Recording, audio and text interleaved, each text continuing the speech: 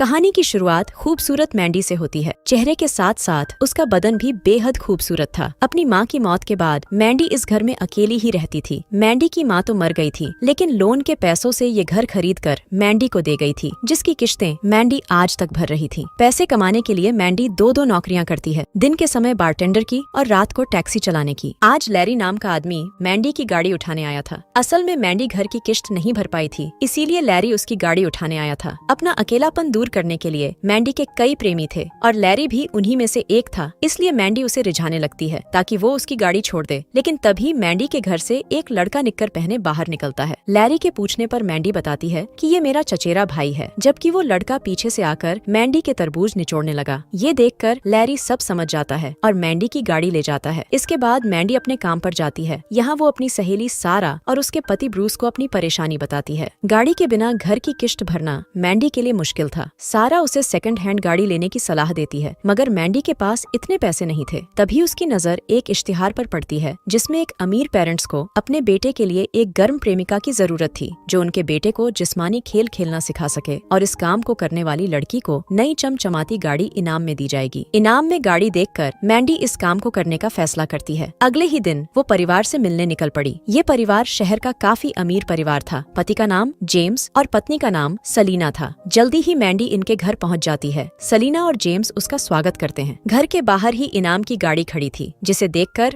मैंडी की आंखों में चमक आ जाती है। अब मैंडी के पूछने पर जेम्स बताता है कि हमारे बेटे का नाम रॉय है, वो 20 का होने वाला है, लेकिन अभी तक उसे प्यार और जिस्मानी खेल के बारे में कुछ नहीं पता। वो पूरा दिन अपने कमरे में मोबाइल देखता रहता है। पार्टीज करना, शराब सिगरेट पीना, लड़कियों को पटाना उसे कुछ भी नहीं आता। सलीना कहती है कि हमारा बेटा संत है और हम चाहते हैं कि तुम उसे संत से सलमान खान बना दो। उनकी सारी बातें सुनकर मैंडी कहती है कि अगर मैंने आपके बेटे को ये सब करना सिखा दिया तो क्या गाड़ी मेरी हो जाएगी। इस पर सलीना उसे सही करते हुए कहती है कि जब तक हमारा बेटा अपने गन्ने से तुम्हारी खुदाई नहीं करता, तब तक गाड़ी तुम्हें नहीं मिल सकती। ये सुनकर मैंडी सब समझ गई थी कि गाड़ी पाने के लिए उसे बस एक बार रॉय का गन्ना अपनी गुलाबी में लेना है। अब वो उनसे पूछती है कि मैं रॉय से कहाँ मिल सकती हूँ। जेम्स बताता है कि वो तुम्हें अपनी पालतू शॉप में मिलेगा, लेकिन याद रहे रॉय को ये कभी पता ना चले कि हमने तुम्हें उसके पीछे लगाया है। कुछ देर बाद मैंडी अपने घर वापस आ जाती है। उसे अब एक गाड़ी चाहिए थी, इसलिए वो अपने दोस्त ब्राउन से गाड़ी मांग लेती है। अगले ही दिन वो अच्छे से तैयार होकर पालतू खरीदने के बहाने रॉय की शॉप में पहुंच गई। रॉय को उसके भरे भरे तरबूज अच्छे लग रहे थे, लेकिन फिर भी वो उसकी तरफ ज्यादा ध्यान नहीं देता। मैंडी उसे रिझाने की हर कोशिश करती है, लेकिन रॉय टस से मस नहीं होता। मैंडी उसे अपने तरबूज और गर्म जवानी दिखाती है, मगर कोई फायदा नहीं होता। वो रॉय से कहती है कि तुम्हारा घर मेरे रास्ते में ही है, इसलिए मैं तुम्हें घर तक छोड़ देती हूँ। रॉय पूछता है कि तुम मेरे घर का एड्रेस कैसे जानती हो, तो मैंडी उसे बताती है कि तुम्हारे स्कूल बैग पर लिखा है। रॉय उसकी बात मान लेता है और उसकी गाड़ी में बैठ जाता है। रास्ते में मैंडी उससे मजाक करने लगी कि मैंने तुम्हें अगवा कर लिया है। इतना कहकर वो गाड़ी को अपने घर की तरफ मोड़ लेती है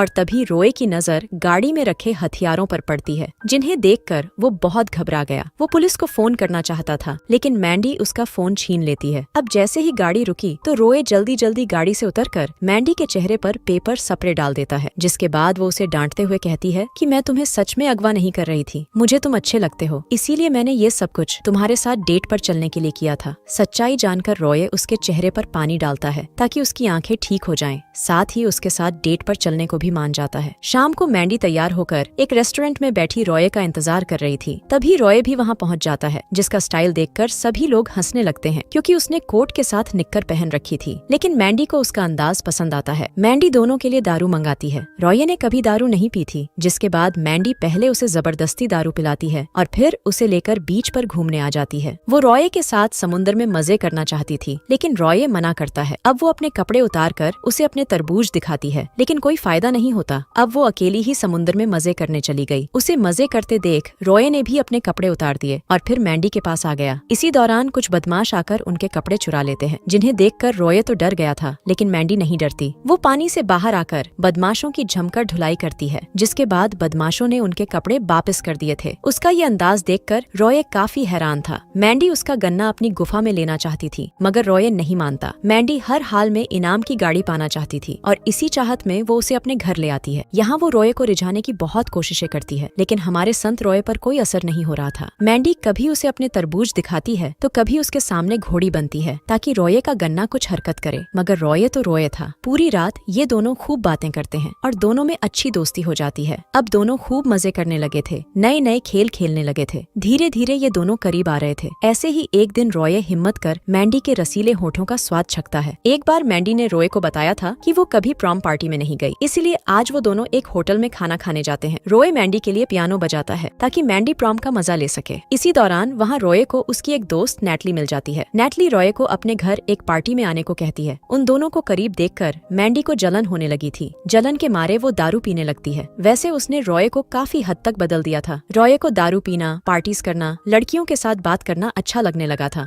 अगले ही दिन रॉय नैटली के घर उसकी पार्टी में जाता है। यहाँ वो खूब दारू पीता है और फिर नैटली के साथ प्यार करने उसके कमरे में चला जाता है। मैंडी को इस बात से रॉय पर बहुत गुस्सा आता है और वो भी पार्टी में पहुंच जाती है। वो नैटली को दरवाजा खोलने को कहती है, लेकिन जब वो दरवाजा नहीं खोलती तो मैंडी दरवाजे को तोड़कर अंदर घुस जाती है। यहाँ रॉय नशे में धुत था और नैटली उसका फायदा उठाने की कोशिश कर रही थी। उसे नशे में देख सबसे पहले वो उसका नशा उतारने की कोशिश करती है और फिर उसे लेकर घर की तरफ चल पड़ती है। रॉय मैंडी के साथ प्यार करना चाहता था, लेकिन उसके नशे में होने के कारण मैंडी उसे कल मिलने को कहती है। अगली सुबह रॉय बहुत खुश नजर आ रहा था क्योंकि आज वो मैंडी के साथ मजे करने वाला था। वो अपने पेरेंट्स को बताता है कि मैं कॉलेज नहीं जाना चाहता, मैं यही रहकर आपके साथ काम करूंगा और अपनी लवर मैंडी के साथ मजे। ये सुनकर उसके पेरेंट्स बेहद दुखी हो गए थे। वो रॉय को गाड़ी में इंतजार करने को कहते हैं और उसके जाते ही मैंडी को फोन कर मदद मांगते हैं कि वो रॉय को कॉलेज जाने के लिए मनाए। उधर रॉय ने गाड़ी का फोन चालू कर लिया था जो इनके घर के फोन से जुड़ा हुआ था और वो मैंडी और अपने पेरेंट्स की सारी बातें सुन लेता है। उनकी बातों से रॉय को ये भी पता चल जाता है कि मैंडी गाड़ी पाने के लिए उसे पटा रही थी और वो भी उसके पेरेंट्स के कहने पर। सच जानकर रॉय बेहद हैरान था। उसे लग रहा था कि मैंडी सच में उससे प्यार करती है, जबकि वो तो बस गाड़ी पाने के लिए नाटक कर रही थी। काफी सोचकर वो मैंडी को अपने पेरेंट्स से मिलवाने के लिए अपने घर खाने पर बुला लेता है। खाना खाते समय सभी लोग ऐसे बर्ताव कर रहे थे कि जैसे वो एक दूसरे को पहली बार मिले हों। इसी बीच रॉय का एक दोस्त उसे फोन कर घर के बाहर बुलाता है। असल में इसे रॉय ने ही बुलाया था ताकि उसकी मदद से वो इनाम वाली गाड़ी को तोड़ सके। गाड़ी पर अपना गुस्सा निकालकर वो मैंडी के पास पहुंच गया। वो मैंडी की गुफा में अपना गन्ना डालना चाहता था और आज मैंडी भी मान जाती है। आज रॉय ने पहली बार किसी लड़की के साथ मजे करे थे। सब कुछ हो जाने के बाद वो मैंडी को बता देता है कि मैं सब जान चुका हूँ। इतना कहकर वो उसे अपने घर से बाहर निकाल देता है, जिसके बाद रॉय के पेरेंट्स भी मैंडी को खराब गाड़ी देकर अपना पीछा छुड़वा लेते हैं। मैंडी को बुरा तो बहुत लगता है, लेकिन फिर भी वो उसी गाड़ी से काम चलाती है और धीरे धीरे कर अपने घर का सारा लोन उतार देती है। मैंडी से धोखा खाकर रॉय कॉलेज चला गया था। अब मैंडी को एक और जरूरी काम करना था और वो था रॉय से माफी मांगना। जल्दी ही वो रॉय के कॉलेज पहुंच जाती है और रॉय से माफी मांगने लगती है, लेकिन रॉय उसकी एक नहीं सुनता। अब मैंडी उसे मनाने के लिए उसकी गाड़ी पर चढ़ गई, जिसके बाद रॉय गुस्से में गाड़ी भगाता है और समुद्र में लाकर रोकता है। इसके बाद वो दोनों काफी देर तक बातें करते हैं और अपने सभी गिले शिकवे दूर कर लेते हैं। अब वो दोनों फिर से साथ हो गए थे और इसी के साथ इस कहानी का यही अंत हो जाता है।